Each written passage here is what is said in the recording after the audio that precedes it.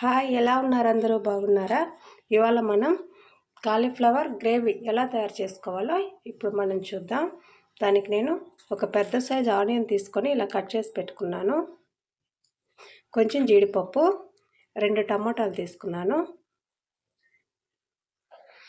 Cauliflower అండి, దీన్ని నేను ఫస్ట్ బాయిలింగ్ వాటర్లో ఉప్పు పసుపు వేసుకొని స్టవ్ ఆపేసి ఆ వాటర్లో ఇవి ఒక 5 నిమిషాల పాటు వేసి పెట్టుకున్నాను. అది వడకట్టేసుకొని ఇలా పక్కన పెట్టేసుకున్నాను. ఇలా బాండి పెట్టుకొని దాంట్లో కొంచెం ఆయిల్ వేసుకోండి. దాంట్లో కొంచెం పసుపు, కొంచెం కారం, కొంచెం ఉప్పు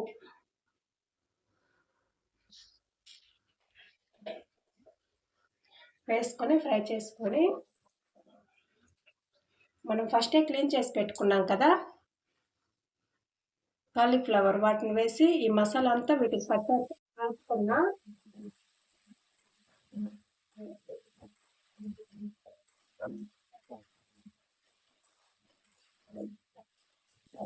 మసాలా అంతా కాలీఫ్లవర్కి చక్కగా పట్టింది కదా, వీటిని ఇప్పుడు మనం వేరే ప్లేట్లో తీసి పెట్టుకున్నాం. అదే బండి పెట్టుకొని కొంచెం ఆయిల్ వేసుకొని కట్ చేసి పెట్టుకున్నాం కదా ఆనియన్, అవి వేసుకోండి.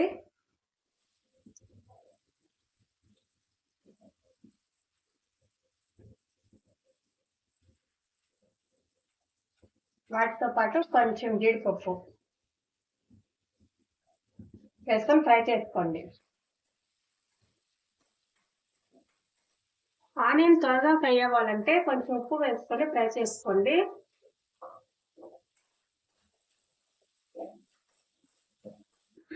ఆనియన్ ఫ్రై అయ్యాయి కదా, ఇప్పుడు స్టవ్ ఆఫ్ చేసుకొని వీటిని చల్లారనిద్దాం. ఫ్రై చేసి పెట్టుకున్నాం కదా ఆనియన్ జీడిపప్పు, అవి వేసుకున్నాను మిక్సీ జార్లో.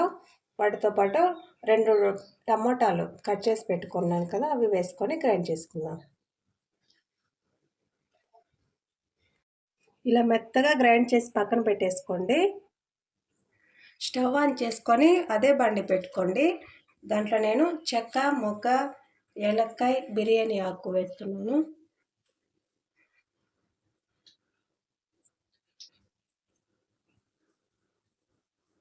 ఇప్పుడు దీంట్లో మేము ఫస్టే దంచి పెట్టుకున్నామండి అల్లం తెల్లగడ్డ పేస్ట్, అది వేసుకొని పచ్చి వాసన పోయేంత వరకు ఫ్రై చేసుకున్నాం.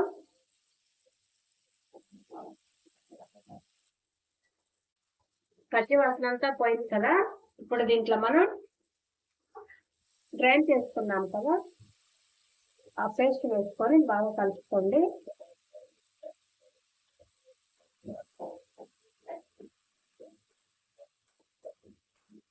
ఇది త్వరగానే ఫ్రై అవుతుంది, ఎందుకంటే మనం ఫస్ట్ ఆనియన్ ఫ్రై చేసి పెట్టుకున్నాం కదా.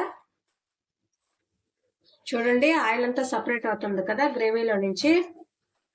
ఇప్పుడు దీంట్లో మనం 1 టేబుల్ స్పూన్ కారం, కొంచెం పసుపు, 1/2 టేబుల్ స్పూన్ గరం మసాలా,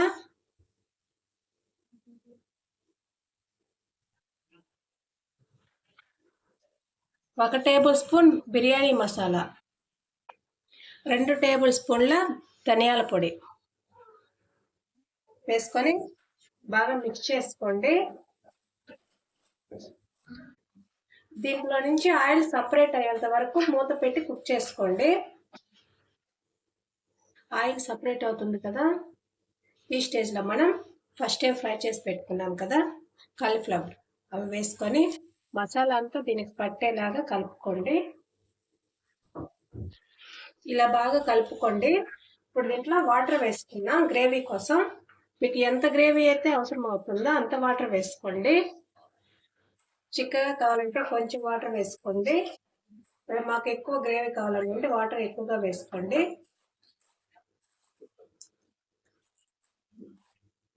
ఈ టైంలో మీరు ఉప్పు చెక్ చేసి వేసుకోండి.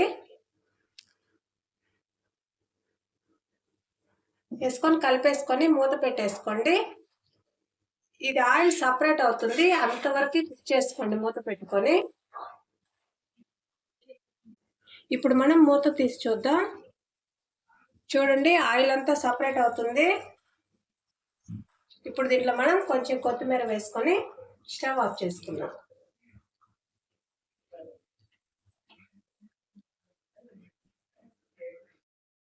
చూడండి, టేస్టీగా కాలీఫ్లవర్ గ్రేవీ రెడీ అయిపోయింది. దీన్ని చపాతీ, ఇడ్లీ, దోశ, అన్నం అన్నిటికీ చాలా బాగుంటుందండి.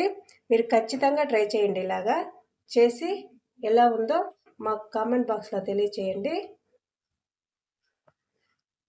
ఇలాంటి మరిన్ని వీడియోల కోసం మా ఛానల్ని లైక్, షేర్, సబ్స్క్రైబ్ చేసుకోండి. Thank you.